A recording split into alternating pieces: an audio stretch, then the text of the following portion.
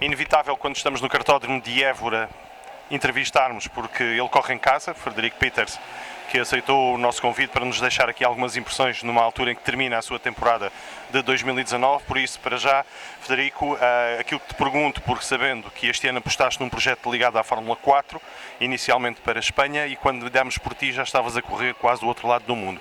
Para já aquilo que te pedia, e porque estamos no final de 2019, um primeiro balanço, talvez, porque foi a primeira aposta, foi a Fórmula 4 espanhola.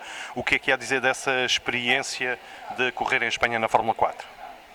Bom, quando chegámos lá no início não foi bem o que esperávamos, tivemos mais dificuldades do que estávamos a pensar, mas com o passar dos dias conseguimos endireitar mais ou menos as coisas e chegar mais ou menos até conseguir acompanhar os outros carros, mas na final infelizmente tive um choque e tive de terminar a corrida por aí.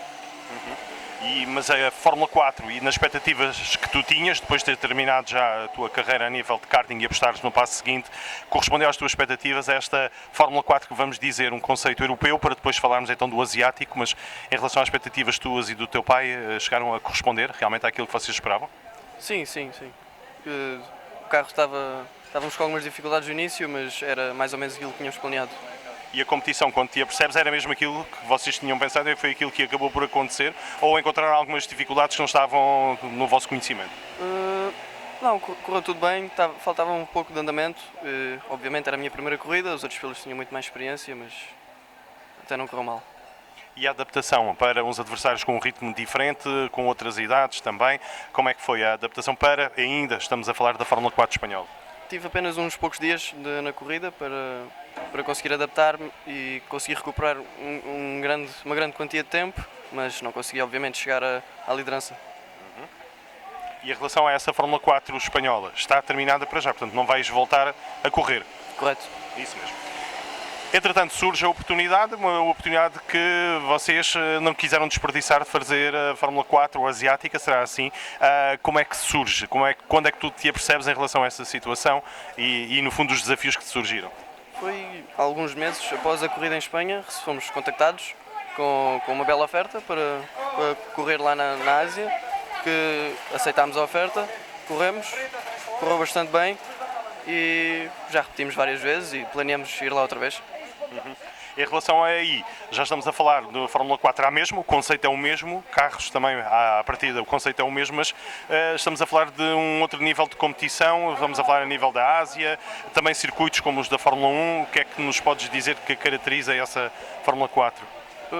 É um pouco diferente da Fórmula 4 cá na Europa, pois que na Europa temos equipas separadas e, por exemplo, lá é uma equipa só muito grande e estão os pilotos todos juntos. Por um lado até é mais justo, não há tanta diferença de uma equipa para a outra, mas de resto o carro é muito parecido, a competitividade é muito grande também. Fins de semana de 3 corridas, não é? 3? 4 4 corridas. E para ti foi também um desafio, estavas do outro lado do mundo, neste caso alterações de jet lag e tudo mais, como é que foi para ti enfrentar fins de semana, que já aconteceram mais do que um, não é? Como é que foi essas alterações também a nível pessoal? Foi bastante complicado, a viagem foi muito cansativa, o jet lag foi também uma coisa que nos desgastou muito, daí também começámos a ir para lá mais cedo e assim ter mais dias para me adaptar à diferença de horário, mas é uma questão de hábito, agora já lá fui várias vezes e cada vez o impacto é menor. Em relação às pistas, tenho visto só referências a Sepang, é só o que tens andado? Correto, sim. Já não há segredos para ti aquela pista? Penso que não. Há sempre, no desporto motorizado nunca chegamos ao limite, há sempre mais para melhorar, mas acho que já estou bem lá perto. E em relação aos resultados, já sabemos que já tiveste, embora em pouco tempo, mas já tiveste o primeiro pódio. Sim, tive o meu segundo evento lá, consegui terceira posição da geral e primeiro lugar rookie. E qual foi, neste caso, essa corrida, o que é que caracterizou? Foi de lutas e que tu estiveste com o carro bem preparado desde o primeiro momento? O que é que nos podes dizer?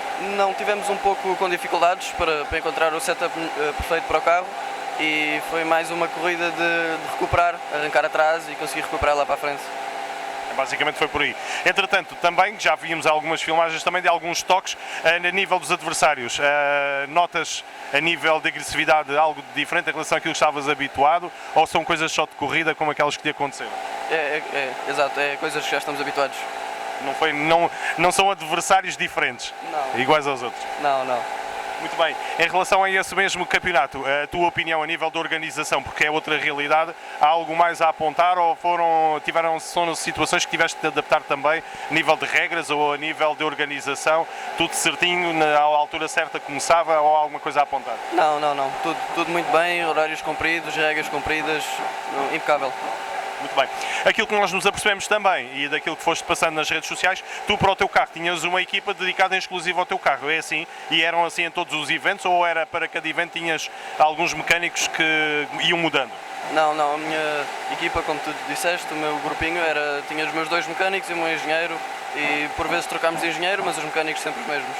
E era fácil o diálogo com eles também, inglês naturalmente, mas pessoas que trabalhavam também para te ajudar? Sim. Notaste isso? Correu tudo muito bem. No início estávamos um pouco distantes, obviamente não era tão fácil comunicar, mas obviamente ao final de uns dias começámos com as brincadeiras, as coisas típicas e criámos uma boa ligação. Muito bem. Em relação a essa presença, há ainda alguma possibilidade, nós estamos nesta altura ainda no início de dezembro, há ainda alguma possibilidade de lá voltares, porque vai haver ainda mais provas? Vai haver e há a possibilidade de voltarmos, mas nada está certo ainda.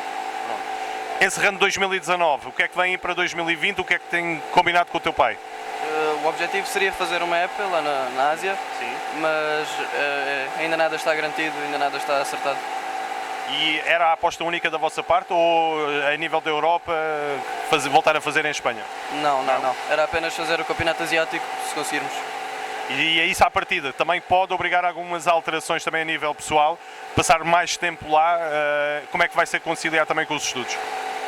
Não sei, ainda tenho que ver, vai ser complicado. É? Muito bem. E em 2020 só Fórmula 4 ou há por aí a possibilidade de alguns testes, alguma coisa já preparada para outro tipo de competição? Não, apenas Fórmula 4. Fórmula 4. Muito bem. Dentro dos planos que estão estabelecidos também por ti e pelo teu pai, quantos anos seria aquilo que seria de tempo mínimo para esta mesma Fórmula, para depois começar a subir para outras Fórmulas?